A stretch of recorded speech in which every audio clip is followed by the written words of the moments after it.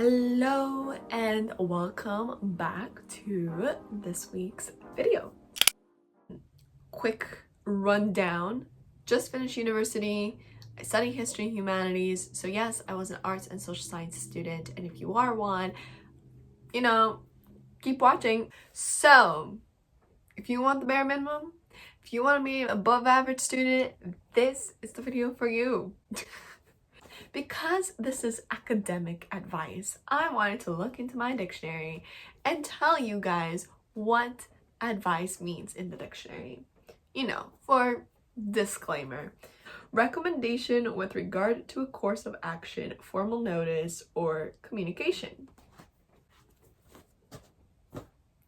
Well, now that we know what advice is, take it all with a grain of salt.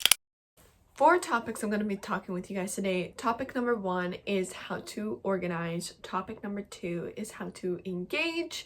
And topic number 3 is going to be about essays because, like I said, if you're in the arts and social sciences department or degree, you write a lot.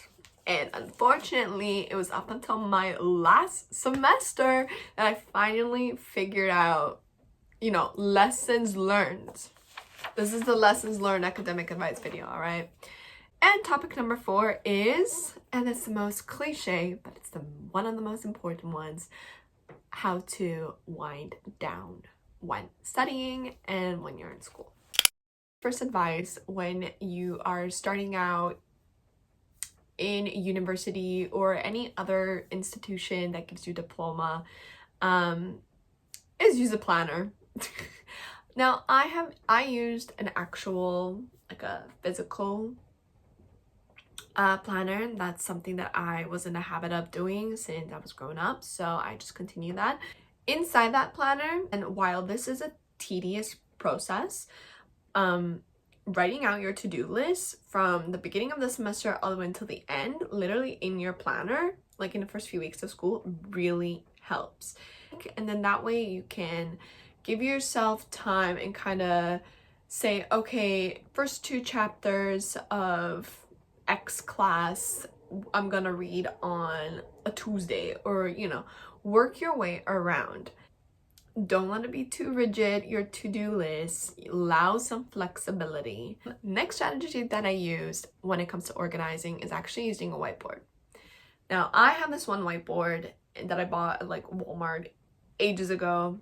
And on that whiteboard, similar to my planner, I had my courses, and underneath each kind of categories, I wrote down all my due dates that I needed to know, including weekly discussion boards, and I would just check them off.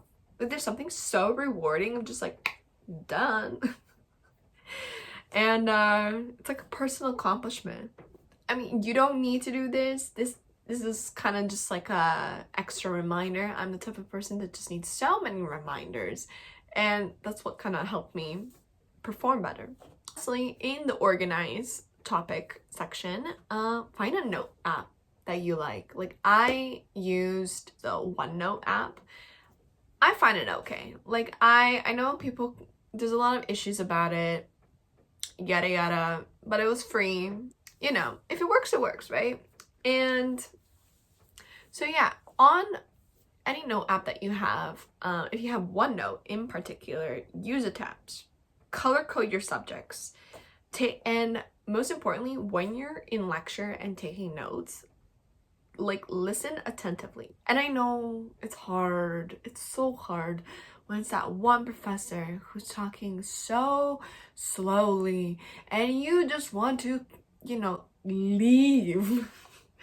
Trust me, I've been there multiple times. But yes, listen attentively. Listen for key points. And if your professor has a lecture slide, talk a lot from it, but you notice that they say additional notes, write a key word from that slide and include the additional notes. I think that's more proactive when taking notes instead of just writing whatever entirely that's on the slides themselves.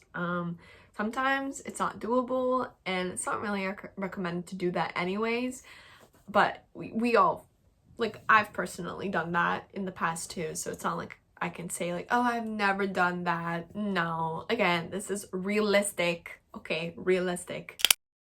So now we're on to topic number 2.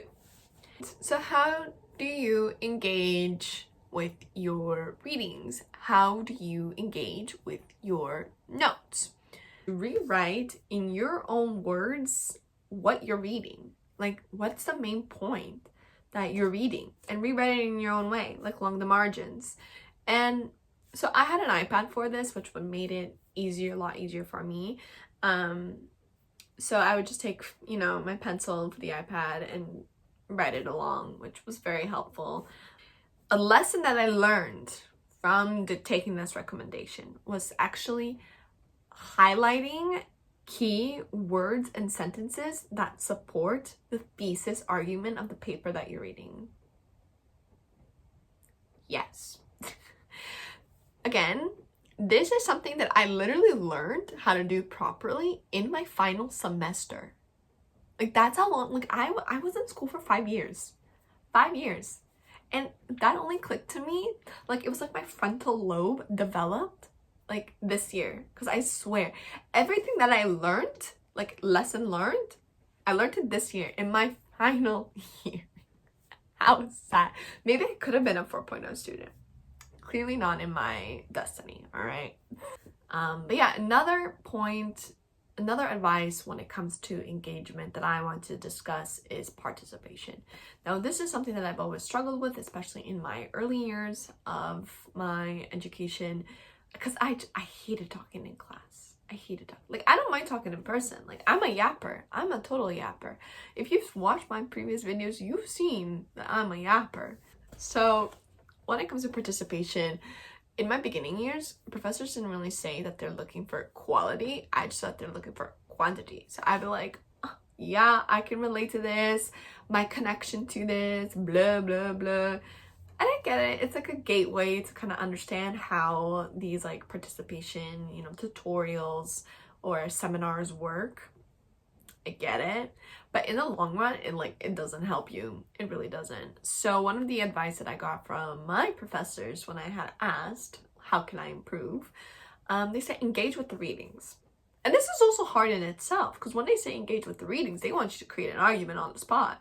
And, you know, some professors, they're quite lenient towards it. So they're kind of like, okay, if it's not like a well-said argument, they're fine with it. Well, whereas others will be like, no, you didn't say well, I'm not giving you a good participation mark for the day. So my best advice is when it comes to the reading that you're most confident with or most passionate about, pick out a quote and utilize it. Create an argument, create a question out of it. Like, and questions are sometimes very undervalued in these participation marks. I actually found out that when I asked questions, it was the professor's way of seeing that I actually engaged with the reading and actually wanted to know more about it. And these questions aren't like, you know, irrelevant questions. Like, they made sense in the context that the classroom discussion was at, and that's also another form of participation and engagement. It's not always just creating argument on the spot and seeing how well you developed, you know, your argument with the quote, whether you agreed or disagreed with it. Yeah, asking questions is also a good thing. All right, topic number 3. This was the most tedious one. And let me tell you, I don't think I've still cracked it. Like, essays, like, I speak another language at home, and my whole life I've not been very good at English. And I'm above average, so I could say, yeah, like, yeah, I'm decent, but am I the best? No. Will I ever be? No. But I can tell you some advice about it. I didn't realize how obvious this is gonna help me. And it's simply planning. That's why I first started off with organizing, because when you figure out a way how to be organized, you understand how to plan better. And yes, it's a little bit extra time. Like for me, my head is like everywhere. I have so many things inside my head. Like that's why I needed a whiteboard. I needed a planner. Heck, I sometimes even had written on my phone some due dates. Cause that's a lot of things in my head. So I need the extra planning. I need the extra steps in order to actually perform better in my academics. So round one of your essay planning should start with reading over the instructions. Seek out its keywords, highlight them, brainstorm certain topics, and then once you brainstorm several stuff, just follow your favorite strain of thought or topic that you seem most interested in. And when it comes to researching, so in my lower division courses, so in my earlier years, I had a professor who recommended this one application on the computer called Zotero. You can also use it as an extension on Google Docs and also on Microsoft Word. And when I started using that, at first I was kind of like, oh, extra steps. But in the long run, it helps. This one, I don't want you to think like, oh, okay, I'll just like take it with a grain of salt. No. This is the only advice I want you to take. Okay, the only one. Only one. I highly recommend. If you're a student and you don't know about this and you do a lot of research papers and you hate doing those citations, trust me, you will love Zotero. And it's, again, professor recommended, so that means you're good. And let's say if you made a mistake on, like, you did the wrong citation, guess what? You don't need to redo the whole thing. No. You can change the citation style and it will change it automatically for you. Life saving. It has happened to me 3 times. Round 2 in your essay or research paper, or even just like figuring out what you want to use for your argument from the readings that you did from your class that you're allowed to use on the paper, create a document. And this one, again, I saw from this one YouTuber. I saw him doing this one thing where he had the document in like landscape style, and he'd had 3 columns. In one column, he had like the author or like the source. The next column, he had the quote. Actually, I think he only had 2 columns. So then I kind of adapted it into my own habits and like what I do, and I did a 3rd column. And in that 3rd column, I would have it like, I would paraphrase it. Professors want you to paraphrase your quotes. They don't want you to directly quote it. And the less quotes that you have in your paper, actually, the better your paper is. Because that way you actually engage with your material a lot better. I would also connect it back to my thesis. Why is it relevant?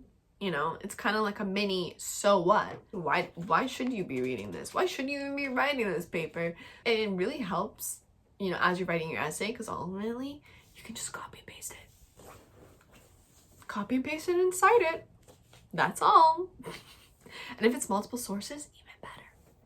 Anyways, now, here's the part where I said, oh, it's so obvious. Like, I should have been doing this already. But I didn't.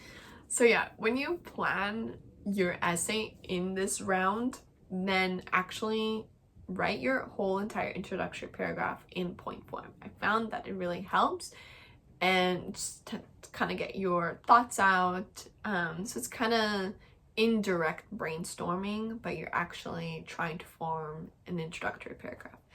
After you've done that, you use the I will argue points as subsections. So then underneath those subsections, you find the relevant topics that you've gathered, and you put them underneath each one, which helps a lot.